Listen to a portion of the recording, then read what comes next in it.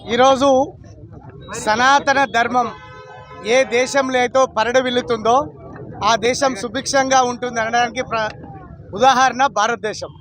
ఈరోజు గత 10 సంవత్సరాలుగా భారతదేశం సనాతన ధర్మాన్ని పాటిస్తూ బ్రహ్మాండమైన పరిపాలన చేస్తున్నటువంటి నరేంద్ర మోడీ గారి నాయకత్వాన ఈ దేశం ప్రపంచ నలుమూలల్లో ఈ పరిపాలన ఈ దేశం గురించి గొప్పలు ఈరోజు ప్రపంచవ్యాప్తంగా తెలుస్తూ ఉన్నది. దానికి ఉదాహరణ ఈరోజు G20 సమావేశాలు కూడా భారతదేశంలో జరుగుతుండడం నిజంగా గర్వించాలి. సనాతన ధర్మాన్ని కించపరుస్తూ మూర్ఖులు ఏదైతే వ్యాఖ్యలు చేస్తున్నారో వాటిని వెంటనే ఉపసంహరించుకోవాలి.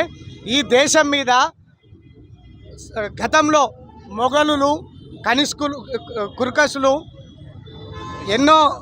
కుర్కీలు ఎన్నో దేశాలు భారతదేశం మీద దాడి జరిపినప్పటికీ ఈ దేశంలో సనాతన ధర్మం పరిడవిల్లుతుందంటే ఈరోజు సనాతన ధర్మం ఏ దేశంలో అయితే పరిడవిల్లుతుందో ఆ దేశం సుభిక్షంగా ఉంటుంది అనడానికి ఉదాహరణ భారతదేశం.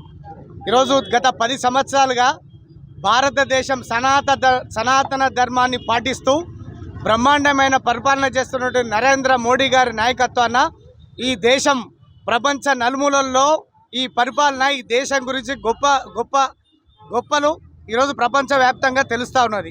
దానికి ఉదాహరణ ఈరోజు G20 సమావేశాలు కూడా భారతదేశంలో జరుగుతుండడం నిజంగా గర్వించాలి. సనాతన ధర్మాన్ని కించపరుస్తూ మూర్ఖులు ఏదైతే వ్యాఖ్యలు చేస్తున్నారో వాటిని వెంటనే ఉపసంహరించుకోవాలి. ఈ దేశం మీద గతంలో మొఘలులు, కనిష్కులు, కుర్కషులు, కుర్కీలు ఎన్నో దేశాలు భారతదేశం మీద దాడి జరిపినప్పటికీ ఈ దేశంలో సనాతన ధర్మం పరిడవిల్లుతుందంటే